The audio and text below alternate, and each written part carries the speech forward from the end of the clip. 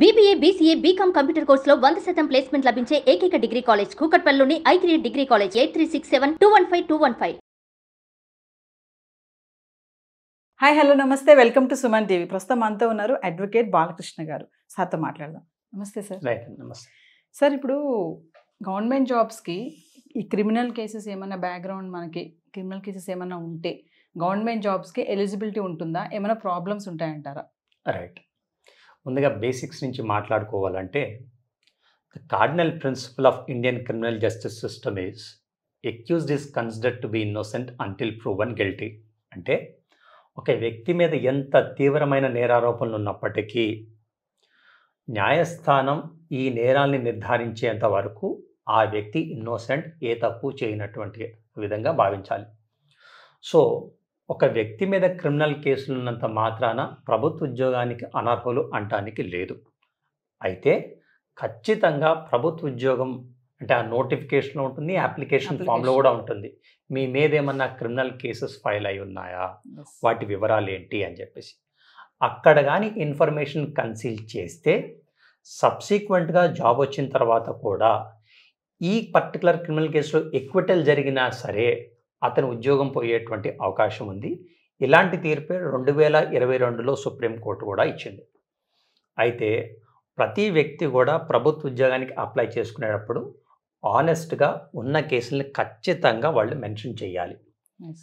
ఏమవుతుందంటే for example prelims, mains, interview ఇలా screening అంతా అయిపోయిన తర్వాత అపాయింట్మెంట్ని హోల్డ్లో పెడతారు. ఈ పర్టికులర్ క్రిమినల్ కేసు క్లియర్ చేసుకోండి, ఎక్విటల్ అయిన తర్వాత వీళ్ళకి వచ్చేటట్టు. అంతేగాని పూర్తిగా అనర్హులైతే అవరు. మరి ఇంకొకటి కూడా ఉంటుంది. ఫర్ ఎగ్జాంపుల్ అప్లై చేసేటప్పుడు జాబ్ వచ్చే టైంకి క్రిమినల్ కేసు ఏమీ లేదు, వచ్చిన తర్వాత జాబ్ వచ్చిన తర్వాత క్రిమినల్ కేసు రిజిస్టర్ అయింది. క్రిమినల్ కేసు రిజిస్టర్ చేసినంత మాత్రాన ఉద్యోగం పోయేటువంటి అవకాశం లేదు. ఒక 2 years బ్యాక్ ఒక వ్యక్తి ఐపీఎస్ సెలెక్ట్ అయ్యి ముస్సోరీలో ప్రొబేషన్లో ఉన్నాడు. ప్రొబేషన్లో ఉన్న టైంలో తన వైఫ్ తన మీద 498A వేసి ఇలాంటి క్రిమినల్ కేసెస్ పెట్టింది. ఇనీషియల్గా అతని సెలక్షన్ని తీసేసింది యూపీఎస్సీ, డిఓపిటి. సుప్రీంకోర్టు డైరెక్షన్ ద్వారా ఆయన్ని మళ్ళీ రీఇన్స్టేట్ చేశారు. ఎందుకంటే అవి కేవలం అభియోగాల స్థాయిలోనే ఉన్నాయి, అతను కన్విక్ట్ కాలేదు కాబట్టి. ఒక ప్రభుత్వ ఉద్యోగి మీద ఉండే కేసుల్లో కన్విక్షన్ జరిగితే ఉద్యోగం పోతుంది 100%. ఒక ప్రభుత్వ ఉద్యోగం మీద కేసు రిజిస్టర్ అయ్యి 48 hours పైబడి డిటెన్షన్లో ఉంటే అతన్ని సస్పెండ్ చేస్తారు. సో ఉద్యోగం రాకముందు కేసులున్నా సరే ఉద్యోగం వచ్చే అవకాశం ఉంది, కాకపోతే అపాయింట్మెంట్ని హోల్డ్లో పెడతారు. ఇవి క్లియర్ చేసుకున్న తర్వాతే అపాయింట్మెంట్ వస్తుంది. ఉద్యోగం వచ్చిన తర్వాత కేసులంటూ రిజిస్టర్ అయితే కన్విక్షన్ జరిగితే ఉద్యోగం పోతుంది, లేదంటే ఉద్యోగం పోదు. కేసు ఉండి డిటెన్షన్ అంటూ జరిగితే వితిన్ 48 hours పైబడి డిటెన్షన్ జరిగితే సస్పెన్షన్ జరుగుతుంది. ఇది ఒక ప్రభుత్వ ఉద్యోగానికి క్రిమినల్ కేసుకి ఉన్నటువంటి లింక్. సో గవర్నమెంట్ జాబే కాదు, ఇప్పుడు ప్రైవేట్ జాబ్స్లో కూడా చాలా మందికి ఇలా ఏమైనా క్రిమినల్ కేసు బ్యాక్గ్రౌండ్ ఏమైనా ఉంటే కనుక ప్రైవేట్ జాబ్లోంచి కూడా తీసేయడం అనేది జరుగుతుంది, చూస్తున్నాం కొన్ని. మరి అదే ఎలా అంటారు? అవన్నీ కూడా ఒక్కొక్క ఆర్గనైజేషన్ వాళ్ళు పెట్టుకునేటువంటి అఫీషియల్ పాలసీస్.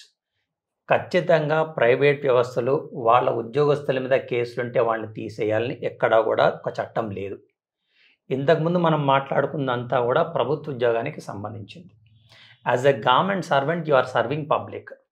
ఒక పబ్లిక్ సర్వెంట్కి క్లీన్ రికార్డ్ ఉండాలి అనేది ఇక్కడ ఉద్దేశం. But when it comes to a private sector it's all together a different story.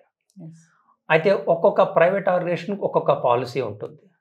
వాళ్ళకు ఉండేటువంటి ఇన్హౌస్ పాలసీలో ఒక ఎఫ్ఐఆర్ రిజిస్టర్ అయితే, లేదా డిటెన్షన్ జరిగితే, లేదా కన్విక్షన్ జరిగితే తీసేస్తామని ఉంటే కనుక they are very much at liberty to do the same. ఇప్పుడు ఐటీలో చూసుకుంటే సార్, అంటే వాళ్ళు ఎలా రిఫర్ చేస్తారంటారా?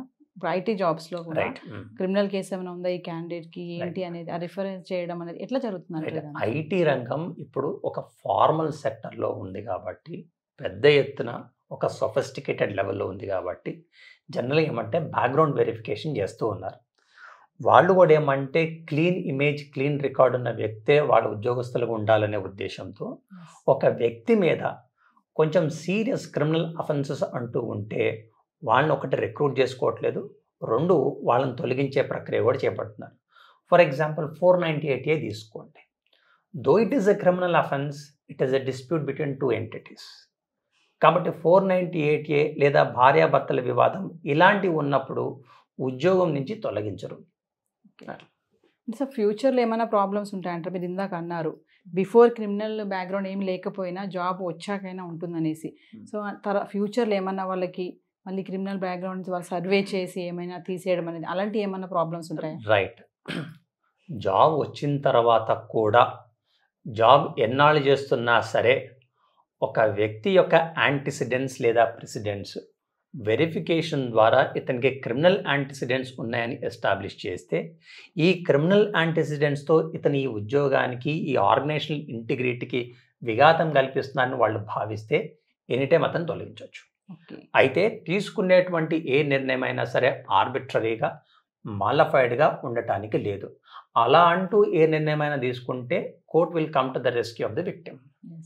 సార్ ఇప్పుడు ఏమైనా కేసెస్ ఏమైనా పెండింగ్లో ఉన్నాయి అంటే అవన్నీ క్లియర్ చేసేసుకోవాలంటారా ఫస్ట్గా టోటల్గా? రైట్. ఒక వ్యక్తి మీద క్రిమినల్ కేసెస్ అంటూ ఉంటే ప్రభుత్వ ఉద్యోగం వచ్చినప్పటికీ అపాయింట్మెంట్ అంటూ తీసుకోవాలి అంటే ఖచ్చితంగా అవి క్లియర్ చేసుకోవాల్సినటువంటి పరిస్థితి. అందుకే ఇలాంటి క్రిమినల్ చర్యలకి క్రిమినల్ కేసులకి వీళ్ళంత దూరంగా ఉండటం చాలా ఇంపార్టెంట్, పర్టికులర్లీ గవర్నమెంట్ సర్వెంట్ ఆస్పిరెంట్స్కి. సార్ రీసెంట్గా ఒక ఎగ్జాంపుల్ అంటే నాకు తెలిసిన వ్యక్తే ఐటీలో జాబ్ వచ్చింది. తను ఎప్పుడో అంటే ఒక 5-6 years బ్యాక్ సమ్ ఇష్యూలో ఇరుక్కున్నాడు. అది సాల్వ్ అయిపోయింది అక్కడికి. బట్ ఏంటంటే వీళ్ళు సర్వే చేశారు ఐటీ సెక్టర్ వాళ్ళు. చేసినప్పుడు ఇది ఎప్పుడుదో 5 years బ్యాక్ కేసు కదా, అయినా సరే వాళ్ళు వదిలిపెట్టలేదు, జాబ్ ఇవ్వలేదు అబ్బాయికి. ఆయన అడిగాడు అనమాట, ఎప్పుడుదో కదా దాన్ని ఇంకా తవ్వారు వీళ్ళు మళ్ళీ, ఇలా కూడా ఉంటుందా అని ఒక డౌట్ అరైజ్ చేశారు. మరి అలాంటి వాళ్ళు మీరు చెప్పినటువంటి ఈ కేసులో మోస్ట్ లైక్లీ ఏం జరిగి ఉండిందంటే అతను ఆ పర్టికులర్ ఇన్సిడెంట్ని సప్రెస్ చేసి ఉంటారు. ఎప్పుడైతే రాంగ్ ఇన్ఫర్మేషన్ ఇస్తారో, ఎప్పుడైతే ఇన్ఫర్మేషన్ సప్రెస్ చేస్తారో, బ్యాక్గ్రౌండ్ వెరిఫికేషన్లో అదంటూ బయటపడితే ఆ గ్రౌండ్ మీద ఇతను ఆర్గనైజేషనల్ ఇంటిగ్రిటీకి కాంట్రరీగా ఉన్నారు అనే ఒక గ్రౌండ్ చూపించేసి అతన్ని తొలగించవచ్చు. ఇలా మీ ఫ్రెండే కాదు అనేక సందర్భాల్లో ఇవి జరిగాయి. ఎస్. సో వ్యూవర్స్, మరి గవర్నమెంట్ జాబ్ సాధించడానికి ఎంతో కష్టపడతాము, చాలా శ్రమిస్తాము, మన టైం కానీ మన మనీ కానీ అన్నీ పెట్టుకొని. మరి ఖచ్చితంగా అలాంటి జాబ్ కొట్టాలి అంటే మనకి బ్యాక్గ్రౌండ్లో క్రిమినల్ కేసెస్ అనేవి ఏమీ ఉండకుండా ఉంటే మంచిదని చెప్పేసి బాలకృష్ణ గారు అడ్వైస్ చేస్తున్నారు. సో మరొక ఎపిసోడ్తో మళ్ళీ కలుద్దాం. నమస్తే సార్. సుమన్ టీవీలో మీ పర్సనల్ అండ్ బిజినెస్ ప్రమోషన్స్ కోసం కింది నెంబర్కి కాంటాక్ట్ చేయండి.